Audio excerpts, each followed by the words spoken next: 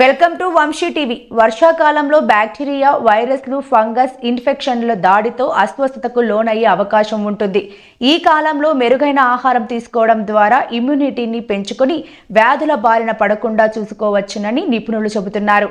వాతావరణంలో మార్పులతో మన రోగనిరోధక శక్తి బలహీనపడే అవకాశం ఉండటంతో జలుబు, ఫ్లూ, కడుపుబ్బరం, డయోరియా వంటి అనారోగ్యాలు తలెత్తుతుంటాయి. ఇక పోషకాలతో కూడిన కొన్ని సూపర్ ఫుడ్స్ ద్వారా ఇమ్యూనిటీని పెంచుకోవచ్చని పోషకాహార నిపుణులు సూచిస్తున్నారు. వర్షాకాలంలో ప్రధానంగా యాంటీ ఇన్ఫ్లమేటరీ, యాంటీ ఆక్సిడెంట్స్ అధికంగా ఉండే అల్లం ఆహారంలో భాగంగా చేసుకోవాలి. ఇందులో ఉండే జింజెరాల్ వంటి పదార్థాలు ఇన్ఫ్లమేషన్ను తగ్గించి శరీరంలో ఆక్సిడేటివ్ స్ట్రెస్ నిరోధిస్తాయి.